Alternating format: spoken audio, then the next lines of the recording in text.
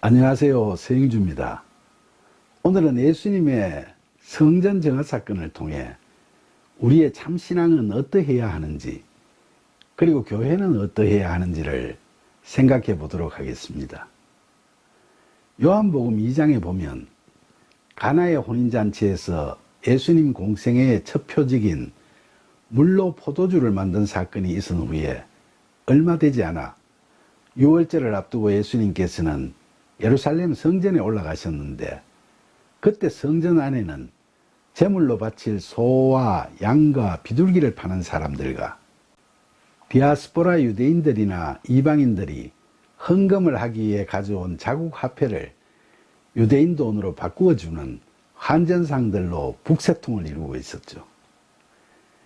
유월절 명절 수요가 폭증하자 약삭 빠른 가축 상인들은 턱없이 가격을 비싸게 팔아서 많은 이득을 남기려 했고, 환전상들도 환전 수수료를 높게 책정해서 이익을 챙기는 데 급급하면서 성전은 그야말로 욕망과 탐욕에 뒤섞인 타락한 시장판이 되어버렸던 거죠. 예수님께서는 이런 성전의 광경을 보시면서 참담한 심정을 가눌 수 없으셨고, 하나님의 집을 더럽히고 있는 그들에 대해 거룩한 분노가 표출될 수밖에 없었죠.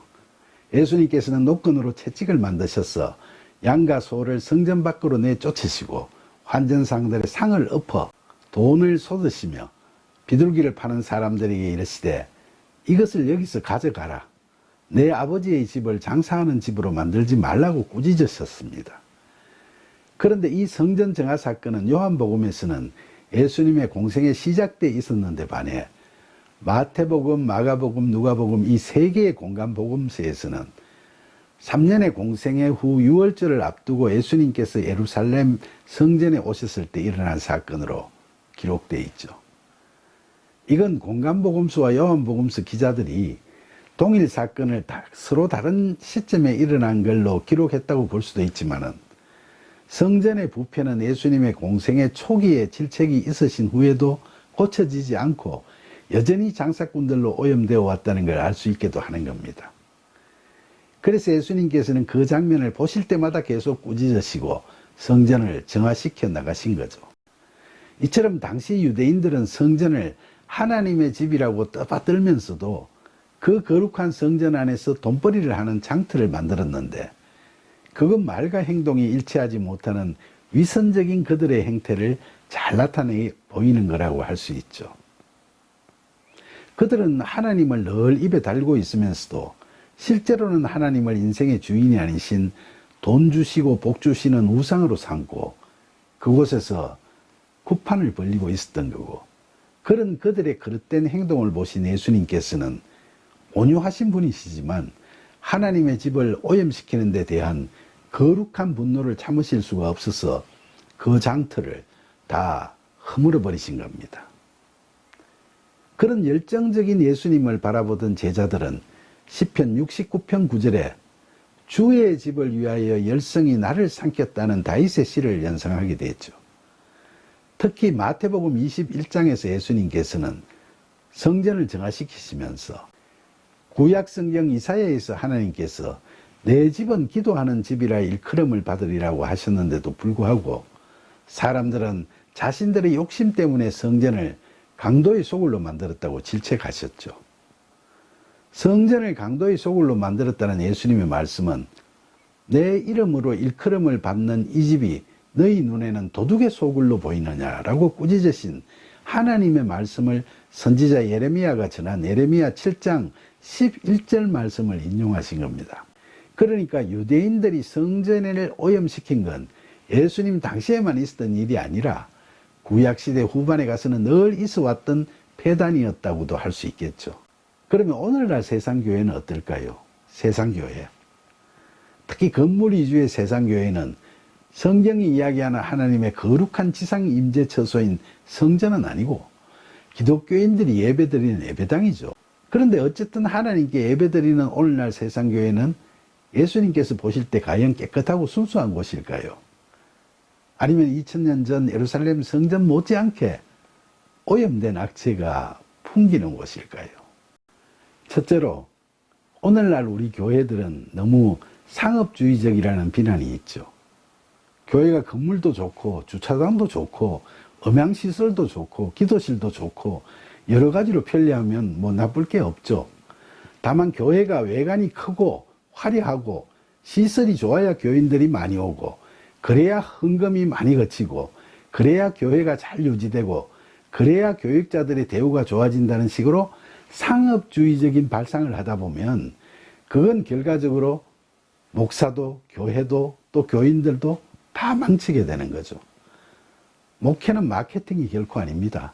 그런데 우리나라 교회들은 대형 교회와 대형 교회를 지향하는 교회밖에 없다는 냉소적인 말이 회자되는 건 참 안타까운 일이죠.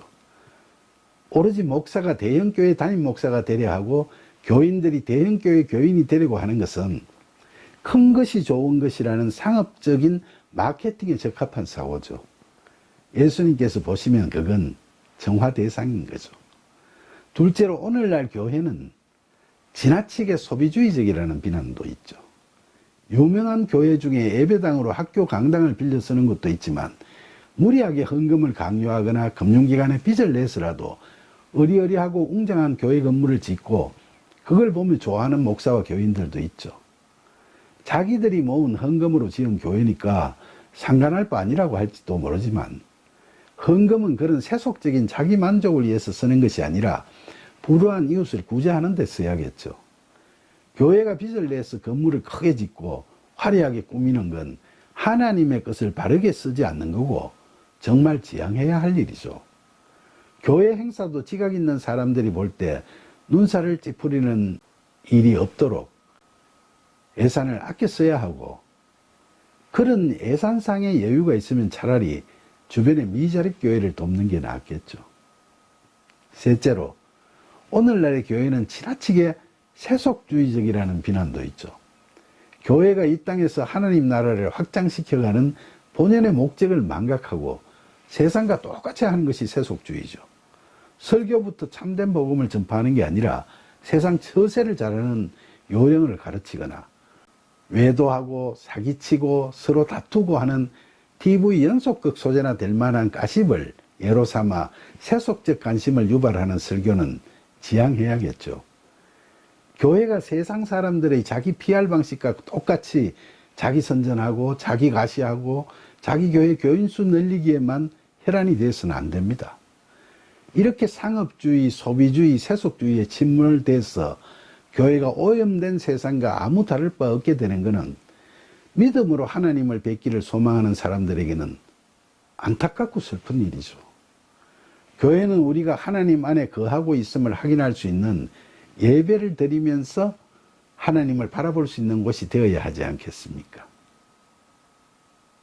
그런데 당시 예수님께서 성전을 정하실 때 이를 보던 유대인들은 당신이 무슨 권한으로 이런 짓을 하는지 그걸 표적으로 증명해 보이라고 따지고 대들었죠.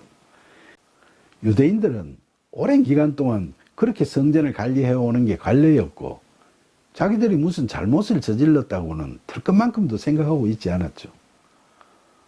오히려 그들은 시골 마을 나사렛에서 온 무명의 청년 랍비가 성전에 들어와 난동을 부리면서 신성모독의 죄를 범하고 있다고 생각했던 거죠.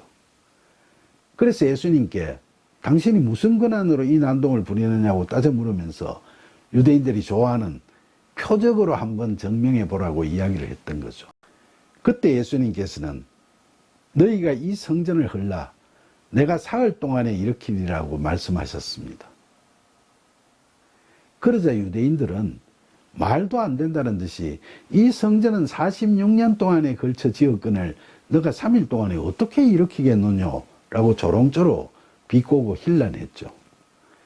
예수님께서는 요한복음 기자가 이야기했듯이 성전된 자기 육체를 가리켜 말씀하신 건데 유대인들은 성전 건물을 이야기하는 거로 받아들이니까 서로 말이 안 통하는 겁니다. 십자가에서 죽으신 후 사흘 만에 부활하신 예수님께서 바로 성전이 되실 거라는 말씀을 이 유대인들은 이해하지 못했죠. 요한복음 기자는 제자들조차도 이 말씀을 제대로 이해하지 못했다가 예수님께서 사흘 만에 죽은 자 가운데서 살아나신 후에야 이 말씀을 기억하고 성경과 예수님의 말씀을 믿었다고 기록하고 있죠. 이처럼 성전 되신 예수님께서 성찬하신 후 오순절날 마가의 다락방에서 기도하던 제자들에게 성령이 강림하셔서 제자들이 다 각각 교회가 되고 그들이 모여 공동체인 초대교회를 형성하게 됐던 거죠. 그 오늘날까지 우리 그리스도인들이 모두 성령이 임함으로써 각자가 다 교회가 되어 각자 마음속 지성소에서 하나님을 만나고 기도드리게 됐습니다. 우리 스스로가 하나님께 기도드리는 교회가 된 거죠. 그리고 그런 교회가 된 우리들이 모인 공동체가 또 교회가 된 거고요.